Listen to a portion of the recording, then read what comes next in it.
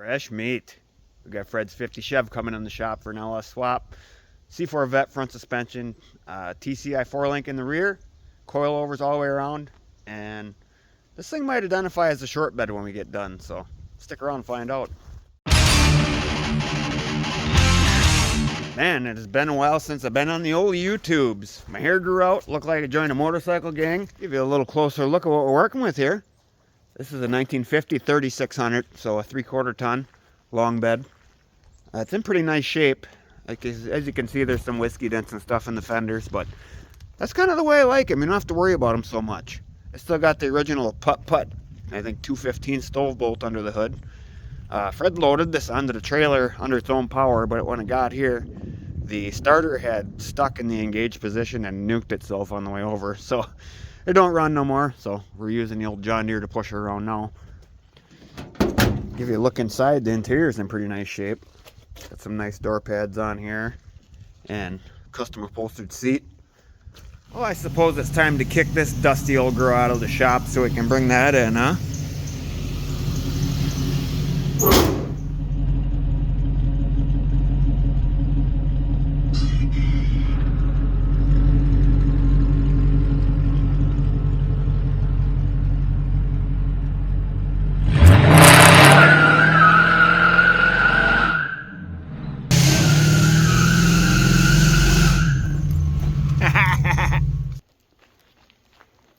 Whoops, foot slipped.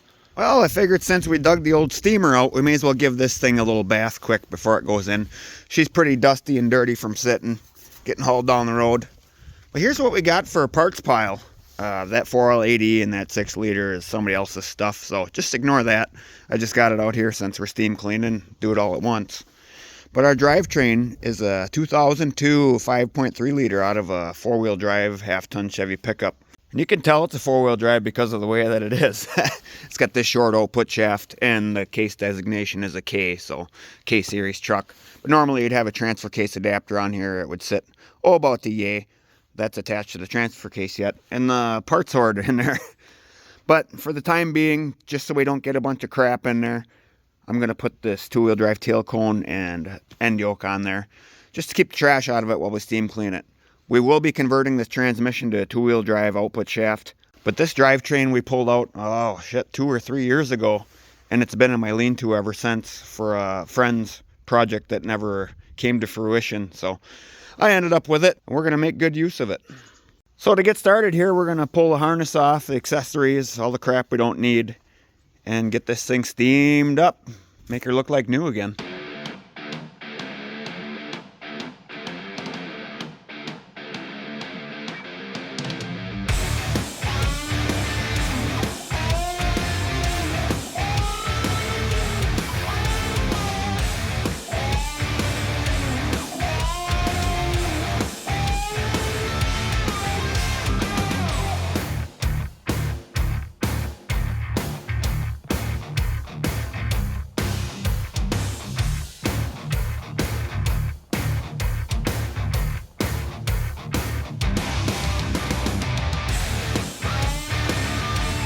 Stripped.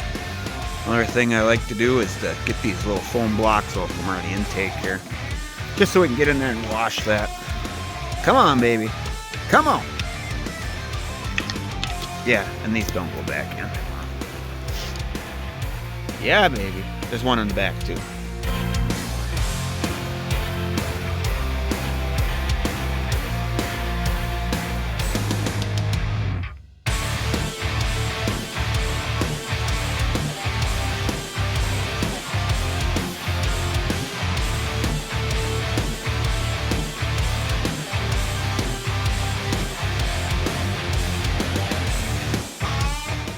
Round 1 complete. Hopefully I got enough oven cleaner. Frosty. No, isn't that just a night and day difference? Every time I clean one of these up, I think there's no way they're going to look decent, but that oven cleaner never ceases to amaze me. 3 cans it took on this one. My time-lapse camera died, and Dick came over and helped me get that thing moved in here. So you probably were sick of watching me wash this thing anyways. So our next step, we'll pull the exhaust manifolds off, pull the intake off, pull the plugs out of it, and blow everything out with air just in case we may have got a little water in the cylinders. Get that dried up. As for my buddy Joe's 6-liter that was sitting out there, yeah, not so hot. Well, that's 3 out of the 4. All 4 corners were broke off. We're gonna have to bust the welder out for this one. Got the transmission unhooked off of there and pulled the valley cover because the knock sensors are completely rotted out of the thing. And once I got those pulled out, they came out easy. But these holes were just packed full of dirt in there, and I got poking around in there with a screwdriver and managed to knock one of the seals out. They weren't hanging on by much, so pulled her off so I could replace those, clean what little bit of dirt I dropped in there. That's a good thing to investigate and check out, because those seals are compromised. Anything that gets on the motor ends up down into the engine.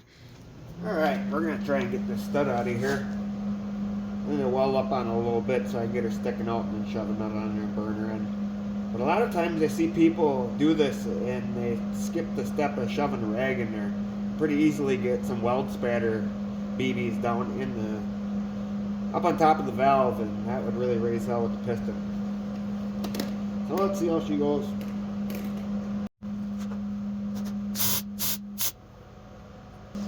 Got a little tit sticking out there now.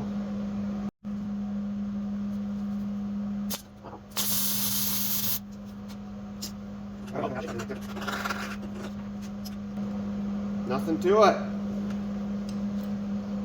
Nice catch.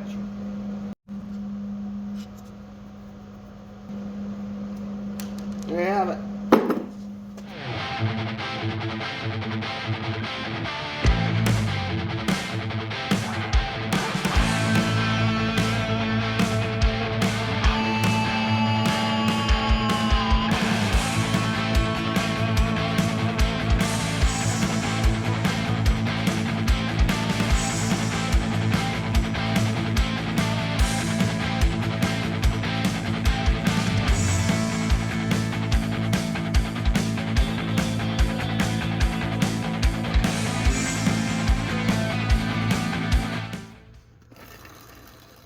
The rear planet sounds kind of chewy. They're combining my cornfield outside. Hopefully you can hear that. Not great sounding. What we got going on here? Make sure we're not hitting that bearing inside. That's captured, so it can't come out of there. That's quiet.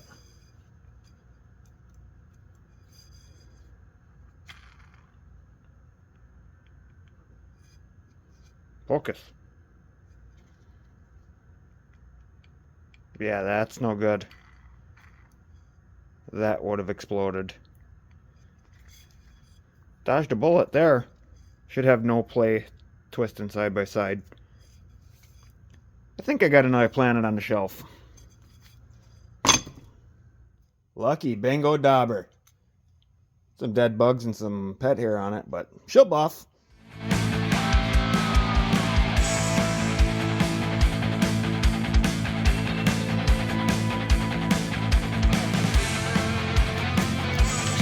Get back here.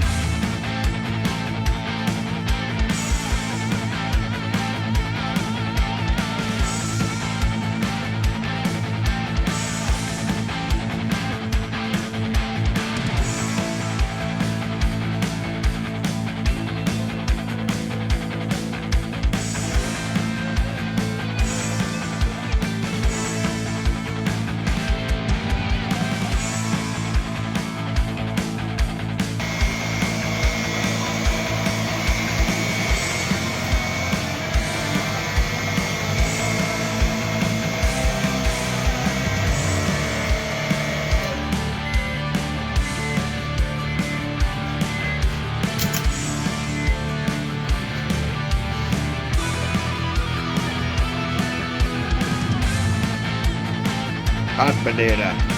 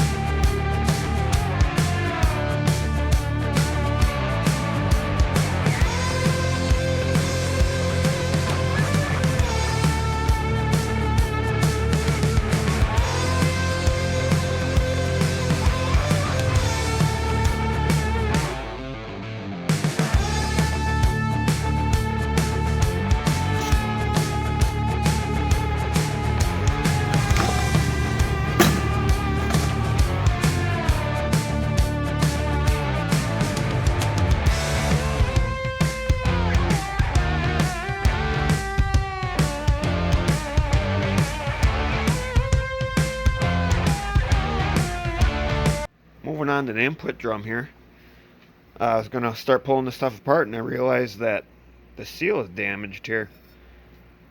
So that's what a good one looks like. See, the lip is gone in the inside. So here's our old output shaft.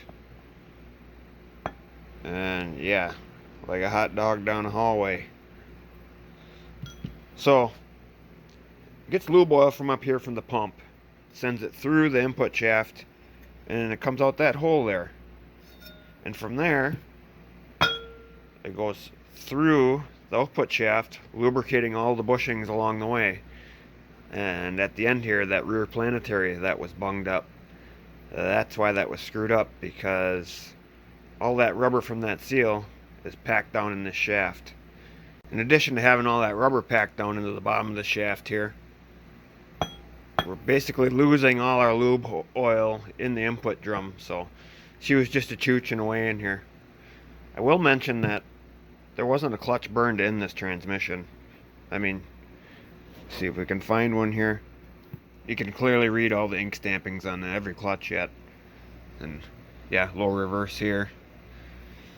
Even the band, I measured the band thickness versus the new one, and it's like 4 thousandths difference. So all that crud in here and what we saw in the pan had to have come out of the torque converter or torque converter clutch.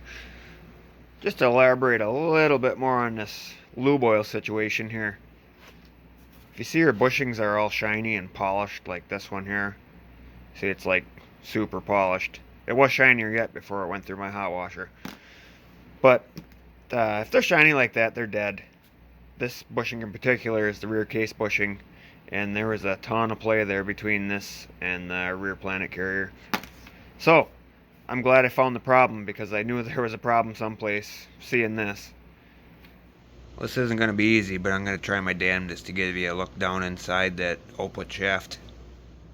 I have to forgive my hand in the way, but there it is. And there's all the pieces. Stuck my rubber tip blower here and shot her in the lube hole.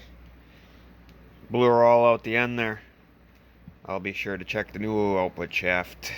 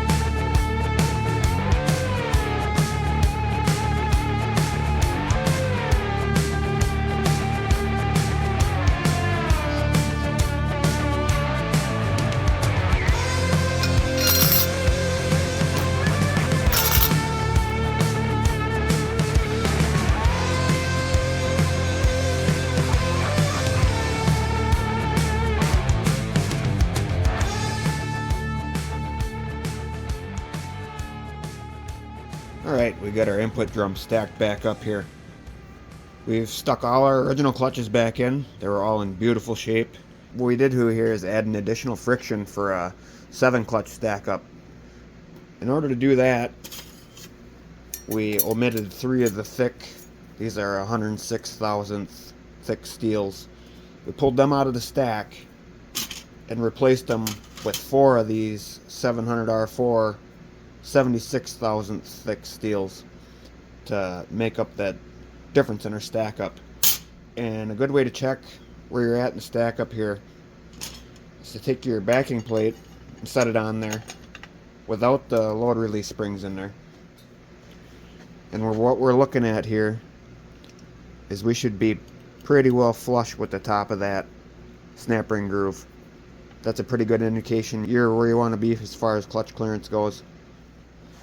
So with that little tidbit of information, we're good to go here. We're going to put our load release springs in. Tightening up this stack clearance, it's mandatory to use these things. If they're not in there, they're not expensive to get. A lot of builders used to throw them out back in the day.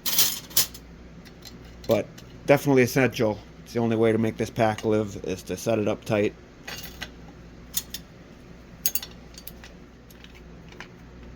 And that's what our clearance looks like. A little bit of drag. Mint. Another problem area in these units is in the bottom of the reverse input drum here. We've got the stock bevel plate in there, and this is the orientation it goes in from the factory. So the cone is facing up towards the center. And what happens is the edge of this wave plate beats into the side of the drum down here. I've got you zoomed way in there. Right there. That wave plate will catch that lip and won't allow the clutch pack to apply. So the fix for that is pretty simple. They do sell what they call it a drum saver kit, but all you gotta do is flip this sucker over and gets you some fresh meat on the drum. So be aware of that.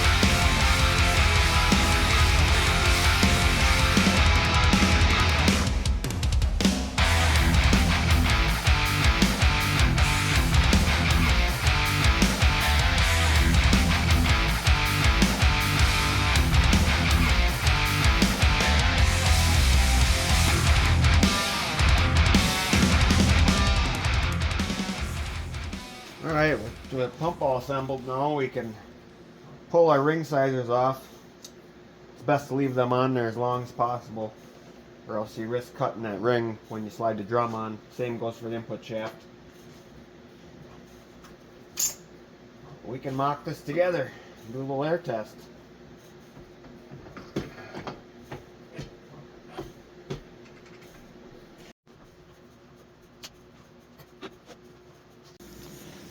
So we're set up here with our rubber tip blowgun, full 120 pounds of shop air.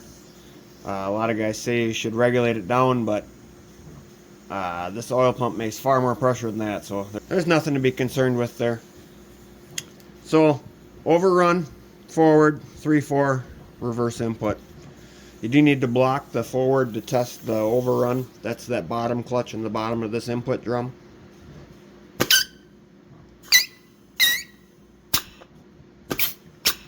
Beautiful. Forward clutch, next clutch up.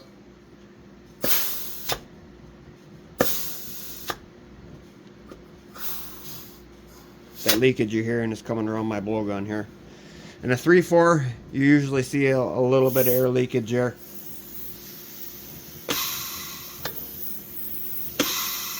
That's perfectly normal. And we'll pull the input drum out to show you the reverse input in action. And the reverse input clutch. This check ball here will leak until it seats, because this is a reverse boost circuit. You focus on the clutch pack, and that leakage you're hearing there is the bleed hole in the piston. A little bit of leakage you're hearing on the 3/4 was this bleed orifice right here. It's a cut plug with a tiny hole in it. You can also test this input drum directly through the feed holes here in the shaft, but it is good practice to go through the sealing rings, then you're testing everything at once. But just to prove to you that we don't have a 3/4 leak, this is a 3/4 clutch passage here, and I'm going to block the bleed hole with my finger.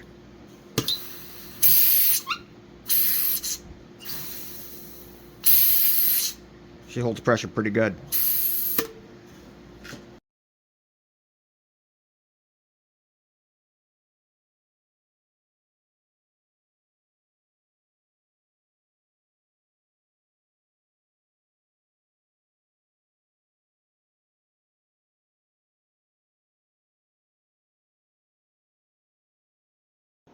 We got that valve body completely tore down and cleaned up. Before I started, I did blow it out with some brake cleaner so we weren't dealing with an oily mess. But after we got her apart, came back and sprayed it out again. Got in there with a pick and scraped any crud that was down and stuck in the bottom and blew it out again. As well as took all these valves out of here one by one and meticulously cleaned and inspected all of them for wear.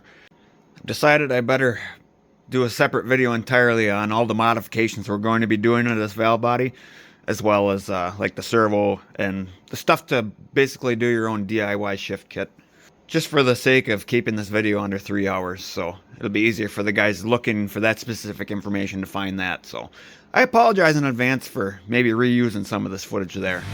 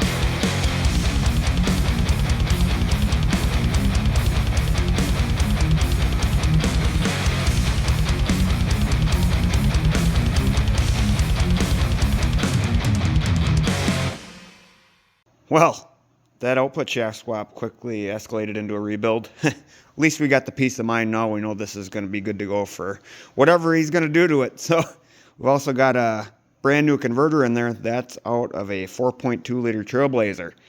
If you don't know, those are a high stall version of a factory converter. Should go somewhere around 2,400.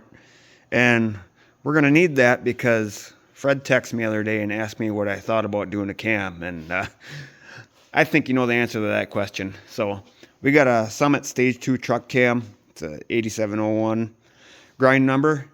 And a set of factory takeoff LS3/LS6 springs.